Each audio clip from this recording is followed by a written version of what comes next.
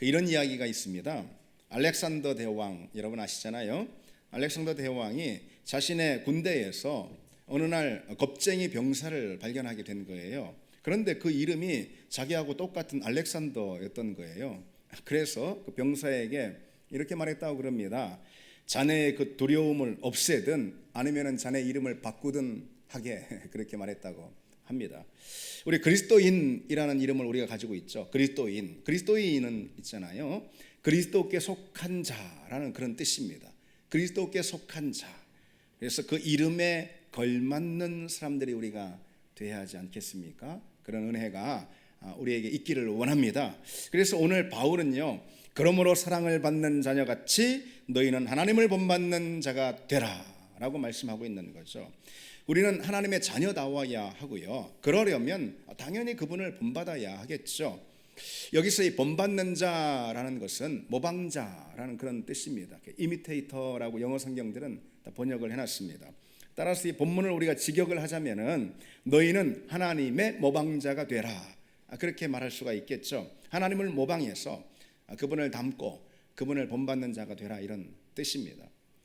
근데 이제 오늘 이 본문을 관찰하면서 몇몇 신학자들은 하나님을 본받는 자가 되라, 하나님을 본받는 자가 되라, 이 말씀이 매우 귀귀하게 들릴 정도로 참 이 말씀은 너무너무 우리에게 큰 요구사항 아닌가 이렇게 받아들이고 의아해 합니다. 그도 그럴 것이, 여러분 우리가 죄인이잖아요. 아니 죄인이 어떻게 창조주 하나님을 닮을 수가 있단 말입니까? 이 말도 안 되는 소리죠. 가만히 생각해 보면은 유한한 인간이 어떻게 하나님을 본받을 수가 있겠습니까? 오늘 본문을 묵상하면서 깊이 묵상을 해보면은 사실 누구나 한 번쯤은 바울이 어떻게 이렇게 대담한 요구를 우리에게 하고 있을까, 그런 의문을 좀 품을 수가 있었겠습니다. 그런데 이제 만약 한편 이렇게 생각할 수 있어요. 우리가 그렇게 생각을 하고 있다면은 하나님의 자녀다, 우리는 분명 하나님의 자녀인데 하나님의 자녀라는 점을 우리가 진지하게 생각해 볼 필요가 있다는 거죠. 하나님의 자녀라는 이 성경의 표현은 그저 이게 이제 어떤 상징적인 표현이나 아니면 수사적인 표현은 아니지 않습니까? 이것은 실질적인 의미 그대로 성경이 우리에게 말씀해주고 있는 거예요. 너희는 하나님의 자녀다. 이게 상징적으로 그런 게 아니고 실제로 우리가 하나님의 자녀다, 그런 말씀이죠. 우리는 변화된 새 사람으로, 다시 말해 하나님의 자녀로, 당연히 자녀면 아버지를 닮는 거죠. 아니 자녀가 아버지를 닮지 누굴 닮겠습니까? 자녀면은 아버지를 본받게 되는 거죠. 그래서 이것이 무리한 요구는 아니라는 말씀을 우리가 알게 됩니다. 자녀가 여러분 부모를 닮습니다. 우리가 다 닮습니다. 그 이유가 무엇일까요? 그것은 부모로부터 물려받은 유전인자 때문이다. 그렇게 유전학적으로 우리는 다 말할 수가 있을 것입니다. 유전인자 때문에 당연히 부모를 닮는 것이죠. 그래서 우리가 누가 말해주지 않았는데도요, 가만 보면 딱 보면은 이 집사님 아들이네, 다 그런 말들 우리가 흔히 합니다. 누가 말해주지 않았는데도 권사님 딸이네, 이렇게 그런 말들 우리가 흔히 합니다. 이제 저도 이제 우리 집 애들이 어릴 때 있잖아요, 아빠 닮았다는 말 많이 들었습니다. 굉장히 흐뭇했습니다. 다행히 아들이기 때문에 흐뭇했습니다. 근데 애들이 이제 저를 너무 많이 닮아가지고 그런지 우리 교회학교 선생님들 있잖아요. 심지어 우리 선생님들은 우리 애들이 이제 교회 학교에서 잘못할 때 그때 이제 혼내고 그러잖아요. 그런데 우리 애들 혼내기가 조금 꺼려진다고 저한테 그런 얘기를 하더라고요. 애들 혼내다 보면은 아빠하고 목사님하고 너무 닮아가지고 혼내기가 좀 그렇다고, 그런 얘기를 제가 들었습니다. 근데 제가 이제 한편 그런 생각이 들더라고요. 내가 싫어가지고 나한테 막 뭐라고 하고 싶어가지고 대신 우리 애들을 막 혼내고 있는 거 아닌가, 그런 생각도 한편 들더라고요. 어쨌든 자녀가 부모를 닮는 건 이건 당연한 것입니다. 이것은 자연의 이치입니다. 그거는 부모로부터 물려받은 유전인자 때문인 거죠. 이게 마찬가지입니다. 우리도 하나님으로부터 그분의 유전인자를 물려받았다는 거죠. 무엇이죠? 그분의 형상. 창세기에 보면 하나님의 형상과 모양으로 우리를 창조하셨다라고 말씀하고 있습니다. 그래서 모든 인간은 그 형상, 하나님의 유전인자를 다 물려받았습니다. 그러나 우리가 알듯이 아담의 타락으로 인해서 그 형상이 그만 깨어져 버린 것이죠. 왜곡되고 일그러져 버렸습니다. 그래서 어느 면에서도 더 이상 하나님의 형상을 찾아볼 수가 없게 된 겁니다. 그리고 타락으로 인해서 심겨진 죄의 본성, 그것만이 이제 유전이 되게 되었습니다. 그게 바로 우리에게 처해진 그런 어려움, 곤경이라는 것이죠. 그런데 그런 우리에게 그리스도의 구속이 찾아왔습니다. 이것이 복음 아니겠습니까? 그 구속은 어떤 일을 행했냐? 타락으로 깨어진 그 형상, 하나님의 형상을 다시 회복하는 그 일을 행했습니다. 그래서 이제 우리는 그리스도의 형상을 통해서 하나님의 형상을 회복하는 것입니다. 그러니 우리는 당연히 우리 안에 하나님의 형상이 회복되었기 때문에 당연히 그분을 닮아갈 수가 있는, 그분을 본받을 수가 있는 그런 존재가 되었다라는 말씀이죠.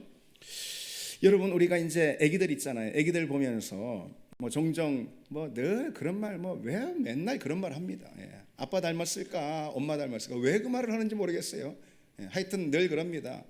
아빠 닮았지 아니면 얼마 닮았고. 그런데 이제 그 말하는 전제가 있어요.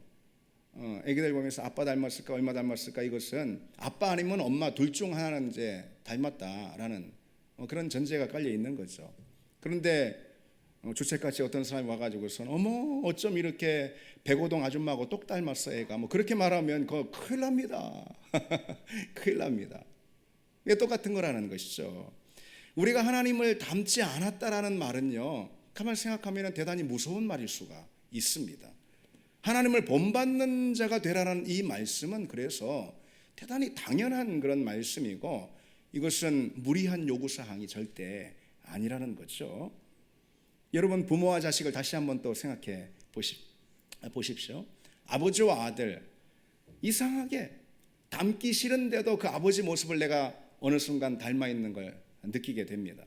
닮기 싫은 면들도 있잖아요. 아버지 하면은 다 존경스럽고 좋은 면도 많지만은, 그러나 어떤 거 보면 닮기 싫은 거, 특히 이제 어린 아이 때 아빠가 화내는 거 그거 싫잖아요. 아빠가 화내는 거 좋아할 사람 어디 있어요? 그런데 나중에 커서 보면은 화내는 모습도 똑같아.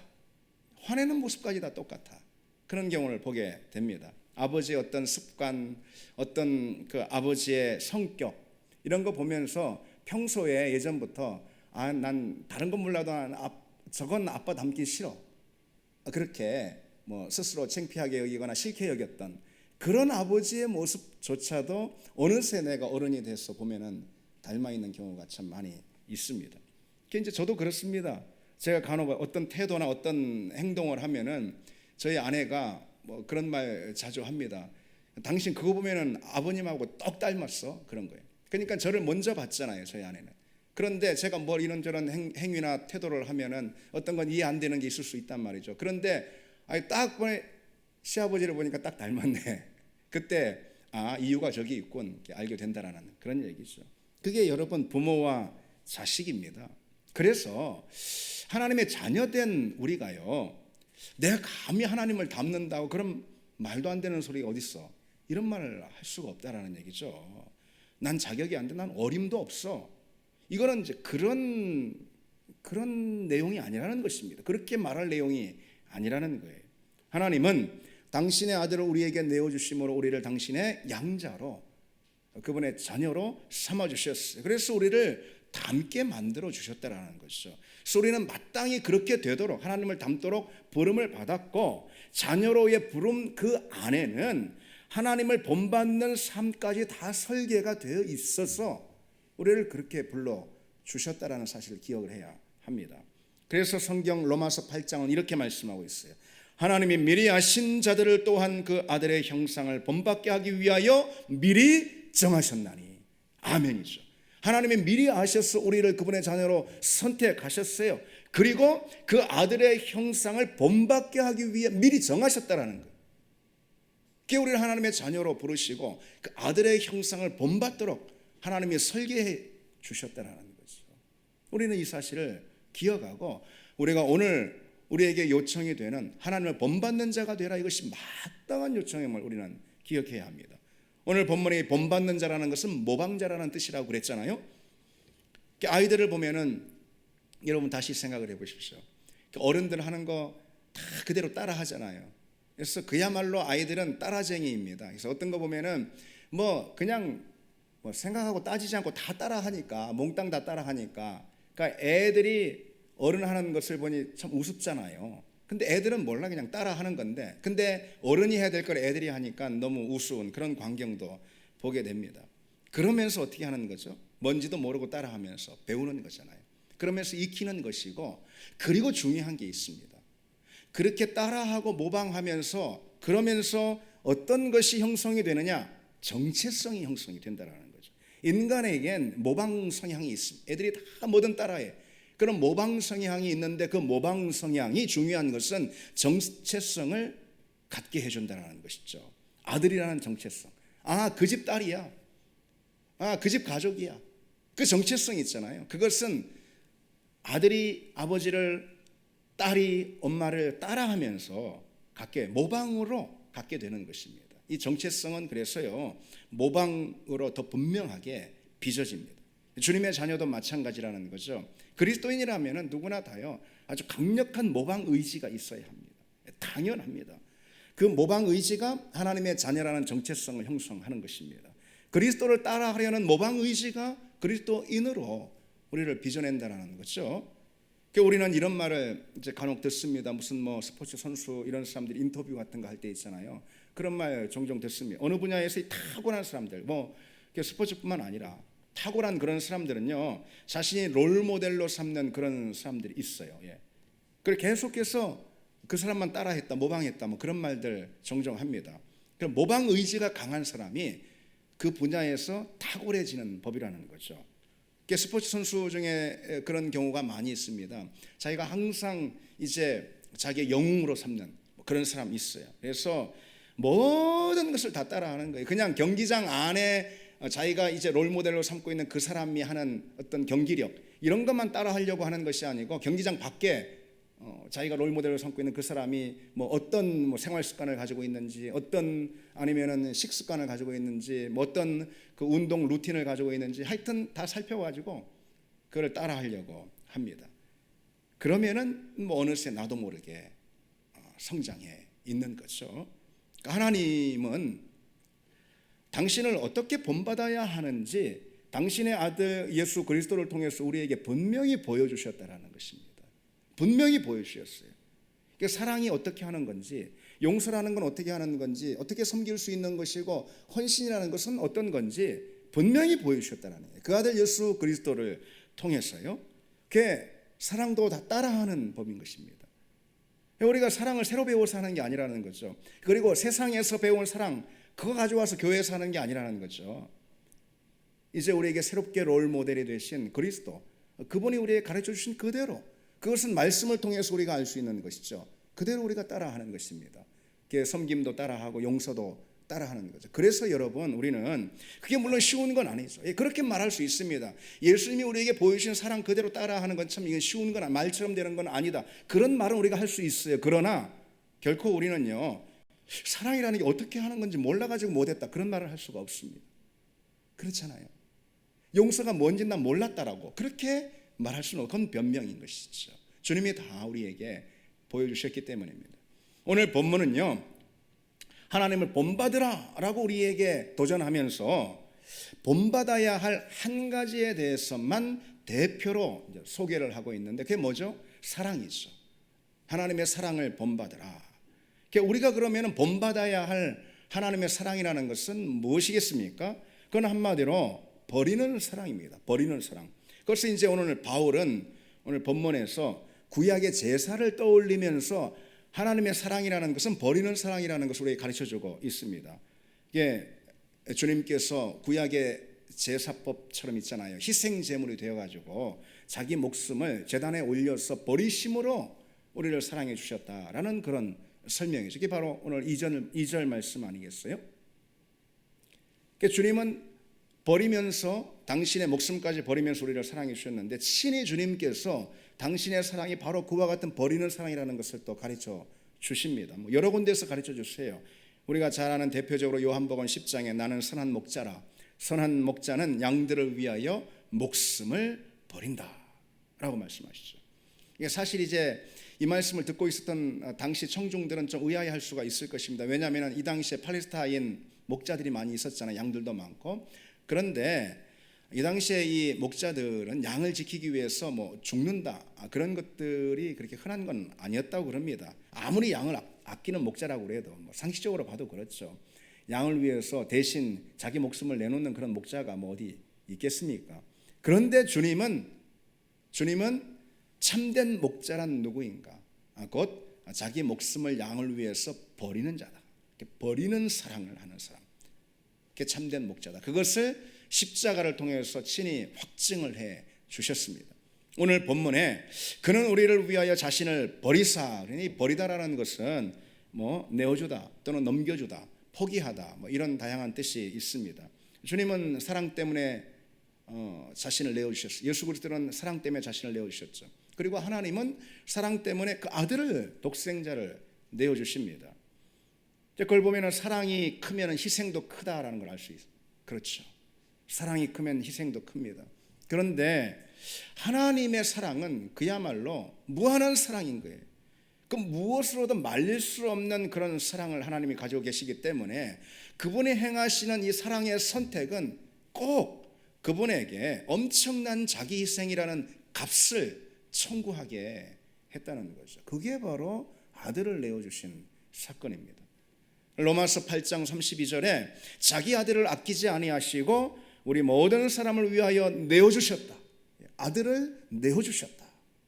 여러분 이런 말씀 우리가 그냥 읽으면서 그냥 늘상 그냥 뭐 너무 말하자면 달고 달아가지고 그냥 이 말씀을 이렇게 읽고 그렇게 듣고 해서는 안 될 것입니다. 우리에게 있는 약점이 참 그런 거잖아요. 목사인 저에게 있는 약점이 뭐 평생 성경을 읽고 뭐 아무래도 그렇잖아요. 그러다 보니까 이런 말, 이 한 구절이 정말 우리의 비수에 꽂히는 그런 말씀인데 이게 이런 말씀 그냥 슥슥 지나간단 말이죠. 자기 아들을 누가요? 하나님이, 창조주 하나님이 자기 아들을 아끼지 아니하시고 모든 사람 뭐예요? 피조물들 아니겠습니까? 그들에게 내어주셨다. 십자가에 내어주셨다라는 거죠. 여러분 하나님은 내어주시는 사랑의 아들까지도 그것이 우리에게 뭘 가르쳐주고 있는 거죠? 사랑이라는 것은 내어주는 거다. 하나님이 우리에게 가르쳐주시는 사랑의 새로운 문법은 내어줍니다. 버리는 거다. 바로 그것이죠. 사랑은 내어줌이에요. 사랑은 내어줌의 교환입니다. 그것이 계속 일어나는 그 교환이 많을수록 사랑은 더 커지는 거죠. 하나님의 사랑은 당신을 무한히 내어주는 사랑이고 그래서 아들을 내어주셨죠. 그리스도의 사랑은 자신을 또 무한히 내어주는 건데 그래서 끝까지 십자가에서 물과 피를 다 흘리셨습니다. 여러분 우리가 배워야 할 사랑이 어디 있겠습니까? 우리는 하나님의 자녀라고 그랬잖아요. 다른 누구의 소유가 아니라 그리스도의 소유입니다. 그래서 우리가 사랑을 배운다면 만약 누구의 사랑을 배워야 하겠습니까? 그건 당연한 거죠. 사랑은 하나님이 그 아들 예수 그리스도를 통해서 행하신 그 사건, 바로 다시 말해 십자가죠. 그 십자가를 통해서 우리는 사랑을 배워야 합니다. 초대교회 성도들은 그걸 당연시 여겼어요. 사랑을 그리스도 십자가에서 배우는 건 당연시 여겼습니다. 그래서 십자가의 사랑은 내어줌의 사랑 아니겠습니까? 내어줌의 사랑, 심지어 목숨까지도 내어주는 그런 사랑. 이런 사랑을 당연하게 고백하고 당연하게 요구했다라는 거죠. 이거 참 다릅니다. 그래서 바울은 이렇게 고백합니다. 데살로니가전서에 우리가 이같이 너희를 사모하여 너희는 데살로니가 교회 성도들 우리의 목숨까지도 너희에게 주기를 기뻐함은 너희가 우리의 사랑하는 자 됨이라. 너희가 우리의 사랑하는 자가 되었으니 당연한 것은 우리의 목숨까지 내어주길 기뻐한다. 그래서 이런 말씀을 우리가 나누면은 여러분은 듣는 사람들이고 저는 말하는 사람이고 그래서 깔끔하게 설교 시간 정해진 시간에 이렇게 예쁘게 설교하고 설교 듣고 그럴 수도 있겠습니다. 그런데 고민 한번 해봐야 되지 않겠습니까? 우리가 서로 사랑하는 자가 되기 때문에 우리의 목숨까지 너희에게 내어주는 걸 기뻐한다. 바울만 그런 게 아니고 초대교회 성도들이 그랬다라는 거죠. 내어주는 것을 당연한 고백으로, 사랑의 고백으로, 그리고 또 요구할 수 있었다는 거죠. 그건 사랑을 누구한테 배워서 그런 거죠? 아버지 하나님께, 곧 예수 그리스도께 배워서 그런 거 아니겠습니까? 사랑은 내어줌인데 이 내어줌에는 반드시 버림이 선행이 돼야 되겠죠. 뭐 이것은 사실 내어줌이나 버림이나 같은 건데 순서상 그렇다는 것입니다. 자기를 버리는 만큼만 우리는 상대에게 내 자신을 내어줄 수가 있는 거죠. 나를 포기하는 만큼만 우리는 상대에게 내 자신을 내어줄 수가 있습니다. 그러니까 주님은 그런데 목숨을 버리셨어요. 그러니까 무슨 말입니까? 다 내어줬다라는 거예요. 싹 다 내어줬다라는 거죠. 싹 다 내어줬으니까 그 대상, 다시 말해 우리는 주님의 모든 것을 싹 다 얻었다라는 그런 뜻입니다. 그렇잖아요. 주님의 모든 것을, 주님의 생명을 싹 다 우리는 얻게 된 것이죠. 그게 내어줌의 사랑이 만드는 능력입니다. 여러분, 우리 아까 말씀드렸죠. 이 말씀을 그냥 깔끔하고 예쁜 설교로 그냥 말하고 듣고 그렇게 해서는 안 될 것 같습니다. 제가 이제 오늘 본문을 놓고 기도하고 설교를 준비하고 또 설교문을 작성하고 하면서 그런 생각이 들더라고요. 깔끔하게 그런 타자 치면서 설교문을 작성할 수 있잖아요. 근데 솔직하게 저한테 물었습니다. 여러분도 한번 묻기 바랍니다. 아니, 그러니까 나는 그런 생각 못해. 이런 건 답이 아니겠죠. 왜요? 왜입니까? 우리 하나님의 자녀니까. 자녀면 그분을 닮아야 하는 거니까. 그렇지 않습니까? 그래서 어쨌든 우리가 적어도 그 수준까지는 아니라도 오늘 이 시간 우리 심장에 이런 도전을 우리가 해야지 되겠습니다.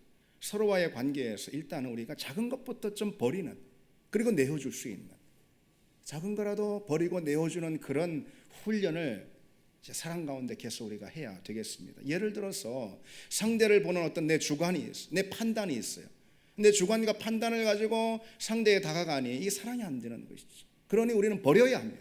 그것부터 버려야 하는 거예요. 그래야 내 안에 비로소 내어줌의 공간이라는 것이 생기고 그 공간 안에 사랑은 싹트게 되는 것이고 그 공간만큼 사랑은 자랄 수가 있는 겁니다.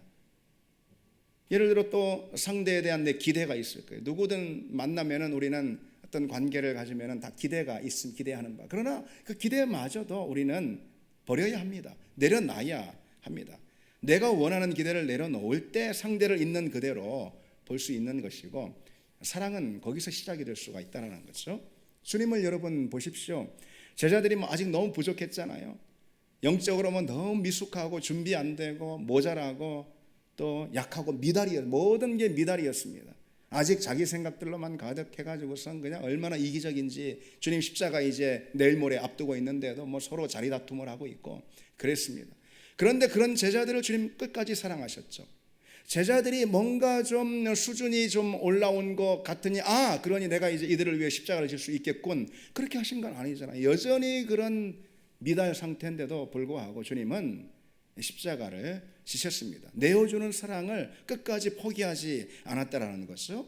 그런 주님을 통해서 제자들은 나중에 그런 주님을 생각하게 되고, 그래서 결국은 제자들의 사랑이, 제자들의 수준이 자라는 거 아니겠어요? 그러니까 내가 붙들고 있는 것들을 버리지 않는 한 그건 사랑이 시작될 수가 없습니다. 내가 주장하는 것들 포기하지 않는 한 이 사랑이 시작될 수가 없습니다. 꼭 붙들고 있고 그러면서 나는 사랑받기를 원하고 난 누군가 사랑한다고 말할 수 없다라는 거죠. 이 진짜 사랑은 사랑할 수 있는 이유가 전혀 없는 것 같아, 그 상대가. 그런데도 그것을 물리치고 사랑을 선택하는 것, 이것이 사랑 아니겠습니까? 진짜 사랑은 내가 굳이 그 사람 사랑하지 않아도 나 손해볼 거 아무것도 없고 괜찮아요. 굳이 사랑할 이유가 없고 사랑하지 않아도 돼요. 그래도 그런 이유를 내가 과감히 물리치고 사랑을 선택할 때, 그때 그 진짜 사랑입니다. 주님이 우리에게 하신 사랑이 바로 그와 같은 사랑이죠. 하나님은 우리가 사랑할 만한 뭔가 있어서 우리에게 그런 뭔가를 발견하셔가지고 우리를 사랑하신 건 아니잖아요. 로마서 5장에 바울은 그 사실을 이렇게 다시 한번 가르쳐주고 있습니다. 우리가 아직 죄인 되었을 때에 그리스도께서 우리를 위하여 죽으심으로 하나님께서 우리에 대한 자기의 사랑을 확증하셨느니라. 우리가 아직 죄인 되었을 때, 그리고 심지어 뭐라고 또 말하냐면요, 곧 우리가 원수 되었을 때에 그의 아들의 죽으심으로 말미암아 하나님과 화목하게 하셨다. 그렇죠. 우리가 하나님의 말씀을 듣지 않고 불순종하고 하나님께 배반함으로 하나님의 원수가 되었죠. 그 원수 되었을 그때에 하나님의 사랑은 이미 시작이 되었다라는 거죠. 그런 사랑에 대해서 나를 버리지 못하는, 그래서 사랑할 만한 공간을 내 마음에 만들지 못하고 있는 내 자신에 대해서 우리가 변명할 때 우리는 이 말씀이 비수처럼 꽂혀야 할 것입니다. 우리가 아직 죄인 되었을 때, 우리가 여전히 하나님의 원수 되었을 그때의 하나님의 사랑은 출발했다. 그래서 우리를 그분의 자녀로 만드셨다라는 거죠. 우리가 이런저런 변명되면서 그래 그 사람 사랑받을 자격 없고 그 사람 사랑스럽지 않고 그 사람 이래서 내가 뭘 못하고, 그건 다 변명이라는 것을 우리가 알 수 있습니다. 그렇죠, 여러분. 주님은 우리에게 새로운 사랑을 가르쳐 주셨습니다. 바로 죄인 되었을 때, 원수 되었을 때 사랑하는, 이것은 세상의 문법을 깨는 새로운 사랑의 문법이라는 거죠. 사랑에 대한 여러분 세상의 문법이 무엇입니까? 이웃은 선대하고 또 그리고 잘해주고 아끼는 것이죠. 그리고 원수는 그야말로 원수로 대하는 것입니다. 적대시하고 미워하는 거예요. 그걸 당연히 여깁니다. 그게 세상의 문법인 거예요. 사랑할 만한 사람을 사랑하고, 그리고 내 마음 드는 사람 좋아하면서 그게 사랑인 양 생각을 하고, 이게 세상의 문법이라는 거죠. 그 점에 대해서 주님께서 아주 예리하게 우리에게 가르쳐주고 있는 본문에 있는데, 바로 마태복음 5장의 말씀이에요. 그래서 마태복음 5장의 이 말씀을 오늘 본문의 적용의 말씀으로 우리가 기억을 하면서 보시면 좋겠어요. 43절부터 이런 대목이 있습니다. 또 내 이웃을 사랑하고 내 원수를 미워하라 하였다는 것을 너희가 들었으나, 그랬어요. 내 이웃을 사랑하고 내 원수를 미워하라 하였다는, 이것이 뭐예요? 이 당시 기존의 사랑의 문법인 거예요. 이 당시 사람들, 또 지금의 세상 사람들도 다 사랑합니다. 여러분 얼마나 사랑하는데요. 이웃을 사랑하고, 자기가 좋아하는 사람 말이죠, 자기를 좋아해 주는 사람 사랑하고, 가족을 사랑하고, 친구를 사랑하고, 사랑할 만한 사람들을 다 사랑하고, 매력 있는 사람들 사랑하고, 다 사랑합니다. 근데 원수를 사랑하라, 이런 문법은 없어요. 그러나 주님은 그런 사랑을 우리에게 새롭게 요구하시는 거죠. 그리고 또 이어서 이렇게 말씀하십니다. 나는 너희에게 이르노니 너희 원수를 사랑하며 너희를 박해하는 자를 위하여 기도하라. 이 말씀은 굉장히 무겁게 다가왔을 거예요. 진지하게 이 말씀을 실천하려고 했던 초대교회 성도들 분명 그랬을 텐데, 이 당시에는 박해가 막 흉흉했던 그런 때 아닙니까? 박해가 이들의 현실 아니었어요. 그런데 너를 박해하는 자들을 위해서 기도하라. 도대체 뭘 기도하라는 거예요? 그들을 위해서 도대체 뭘 기도해요? 그들의 강건함을 위해서, 그들의 샬롬을 위해서 기도합니까? 더 박해받을 텐데. 그러나 주님께서 명백히 말씀하시죠. 너희를 박해하는 자들을 위해서 기도하라. 너희 원수를 사랑하라.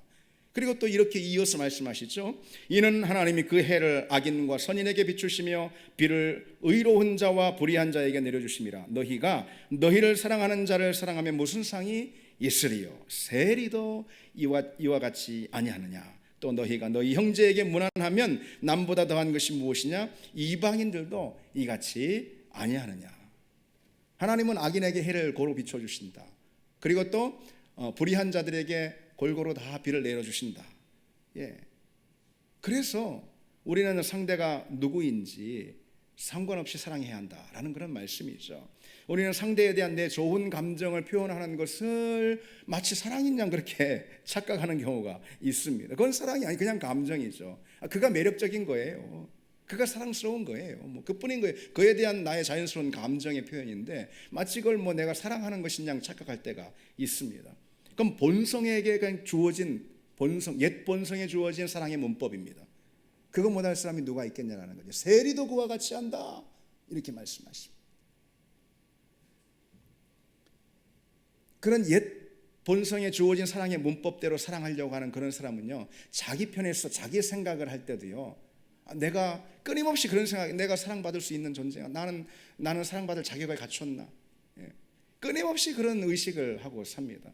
그러니까 어떻게 되는 거예요? 결국은 그냥 자괴감에 빠지고 자책하고 열등감에 빠지고 자기 연민에 그냥 사로잡히고, 난 사랑받을 수 없는 것 같아, 누가 날 사랑하겠어, 그런 것입니다. 기존의 문법에 갇히면은 다 그렇습니다. 사랑할 사람이 별로 없고요, 가만 돌아봐도요. 그리고 사랑받을 만한 내 모습이 별로 없어 보인다는 거죠. 그러나 우리는 전혀 다른 사랑의 문법으로 초대받은 사람이라는 것을 기억해야 합니다. 주님이 주신 문법이죠. 너희 원수를 사랑하며 너희를 박해하는 자를 위하여 기도하라. 그리고 뭐라고 말씀하시냐면 이 제일 중요한 말씀이에요. 이같이 한즉 하늘에 계신 너희 아버지의 아들이 되리라. 아멘. 그렇습니다. 주님의 자녀라면 주님이 하신 대로 세상의 문법을 깨는 사랑을 우리가 할 수 있어야 합니다. 그런데 여러분, 이 점을 또 우리가 알아야 되겠습니다. 그런 사랑 있잖아요. 주님이 가르쳐 주신 그런 사랑, 내어주는 사랑, 버리는 사랑, 그런 사랑만이 참된 능력이 있다는 거예요. 주님이 어떤 사랑 하셨습니까? 내어주시는 십자가에서. 그 주님의 사랑이 우리에게 구원을 가져오는 능력이 되지 않습니까? 주님의 자녀인 우리도 그와 같은 사랑을 할 때 구원의 능력, 뭐 영혼을 구원한다 주님처럼 그런 건 아니라도 구원의 능력을 가져옵니다. 그렇습니다. 깨어진 영혼을 우리가 얻을 수 있고 좌절해서 영혼들을 건지고 그리고 또 상처에서 많은 사람들을 건져내고 많은 사람들의 많은 문제에서 그들을 건지는 능력은 바로 주님께로부터 배울 수 있는 그런 사랑입니다. 여러분, 오늘 이 시간에 우리가 두 가지 점에 대해서 말씀을 좀 나눴습니다. 먼저 우리가 하나님을 닮는 신앙이 돼야 된다. 그리고 또 하나, 닮는데 뭘 닮냐? 그분의 사랑을 닮아야 한다. 그랬습니다. 그런데 우리 중요한 건 이것이죠. 이 말씀 우리가 아까도 말씀드렸듯이 진지하게 좀 받아들이려면, 오늘도 그냥 설교 하나 들었어, 이게 아니고 진지하게 받아들여서 우리 삶에 우리가 적용하고자 한다면은 참 이것은 우리를 불편하게 할 수 있는, 왜? 이건 쉽지 않은 것이니까요. 어떻게 주님을 우리가 닮을 수 있고 어떻게 주님의 사랑을 우리도 사랑할 수 있을까? 진지하게 우리가 질문할 때 여러분, 먼저 어떻게 우리가 하나님을 닮을 수 있을까요? 여러분 한번 답을 해보시기 바랍니다. 어떻게 해요? 하나님을 닮으려면 당연한 것은 하나님 가까이 가야지 되는 것입니다. 그렇죠? 하나님을 우리가 항상 응시해야 합니다. 하나님을 바라봐야 합니다. 항상 하나님의 임재를 우리가 기대해야지 됩니다. 항상 그분을 갈망해야지 되는 것이죠. 말씀을 통해서 주님이 우리에게 원하시는 사랑이 무엇인지 우리는 항상 말씀을 상고하고 말씀을 묵상하고 말씀을 통해서, 기도를 통해서 주님 가까이 우리가 나가야지 됩니다. 그게 사실 가장 중요한 답이겠습니다. 하나님을 닮는다고 그러는데 근데 하나님이 어떤 분인지 잘 몰라요. 그거는 넌센스 아니겠습니까? 그분을 우리가 어떻게 할 수 있겠습니까? 가까이 가야 할 수 있죠. 기도를 통해서, 말씀을 통해서 그분의 임재 가까이 우리가 항상 머물러야 그분이 어떤 분인지 우리 닮을 수 있을 거 아니겠습니까? 그냥 분주해가지고 기도 한 번 없이 한 주를 그냥 훌쩍 보내버리고 그냥 세상에 그냥 쫓겨가지고선 하나님 한 번 생각할 겨를이 없게 그냥 우리가 훌쩍 그냥 한 달이 가버리고 하나님이 어떤 분인지 어떻게 알고 우리가 하나님을 어떻게 닮겠습니까? 한 주간 여러분 하나님 묵상하시고 하나님을 여러분 마음 깊이 초대하셔서 그분의 임재 안에 거하시고 그래서 그분이 어떤 분인지를 아시고 그런 은혜가 있기를 바랍니다. 우리 기도하면은 그분의 임재가 우리 가운데 찾아옵니다. 당연합니다. 그분의 사랑이 강하게 느껴집니다. 주님의 사랑, 그 말로도 할 수 없는 사랑이 강력하게 우리에게 쏟아부어지는 그런 은혜를 누릴 수가 있을 줄 믿습니다. 그렇게 주님의 사랑이 가슴 복받치게 내 가운데 차올라서 그 사랑으로 눈물 한번 흘려보지 않고서 우리가 어떻게 주님의 사랑을 알 수 있고 그렇지 않습니까? 그 은혜에 사모해서 주님께 나아가는 한 주가 되기를 바랍니다. 또 한 가지, 우리가 어떻게 이제 주님의 사랑을 닮아야 한다고 그랬는데 어떻게 주님의 사랑을 우리가 닮고 배울 수가, 본받을 수가 있을까요? 그것은요, 이렇게 보시면 좋습니다.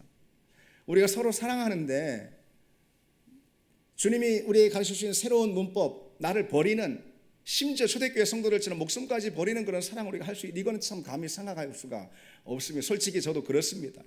감히 어떻게 생각할 수가 없는 거예요. 그럼 어떻게? 근데 그건 주님이 우리에게 주신 말씀이란 말이죠. 어떻게 그 말씀대로 할 수 있을까? 그것은 우리가 먼저 있잖아요. 주님을 사랑하는 것입니다. 하나님을 뜨겁게 사랑하는 것입니다. 하나님 여러분 사랑할 수 있죠, 여러분? 하나님을 뜨겁게 사랑하는 것입니다. 그러면은 그 사랑이 내 심령 가운데 연쇄 반응을 일으켜서 그래서 내 주변에 있는 사람 사랑하고 더 떨어져 있는 사람 사랑하고 심지어 주님 말씀대로 원수까지도 우리가 사랑할 수 있게 된다는 거죠. 여러분, 왜 알지도 못하는 종족들한테 가가지고선 듣지도 보지도 못한 종족에 가가지고선 복음 전하는 선교사님들 있잖아요. 어떻게 그 낯선 사람들, 보지도 못하는 그 사람들을 사랑할 수 있을까요? 그들이, 이 선교사님들이 처음부터 그들을 사랑해서 뭐 그 지역에 가고 그런 건 아니라고 봅니다. 저는 그런 선교사님들 많이 만나 뵀습니다. 하나님을 사랑하는 거예요. 예수를 정말 제대로 만나는 거예요. 하나님 뜨겁게 사랑하니까, 그러니까 하나님이, 내가 너무너무 사랑하는 그 하나님이 나한테 원하시는 게 뭔가, 이 종족을 이 족속들을 사랑하는 거예요. 그들을 사랑하는 하나님의 마음이 부어지는 거예요. 그래서 그들을 평생 가족보다 더 사랑하는 그런 사랑을 실천할 수가 있는 거죠. 여러분, 이제 말씀을 맺겠습니다. 우리가 어떻게 하면 하나님 본받고 특별히 하나님 사랑을 본받을 수 있을까? 우리 하나님께 깊이 가까이 나아가고 그분의 임재를 누리고, 그리고 또 그분을 뜨겁게 사랑하면은, 그러면은 기존의 문법을 깨는 하나님이 우리에게 가르쳐 주신 새로운 사랑을 우리가 배울 수 있을 줄 믿습니다. 우리 같이 찬양 드리겠습니다.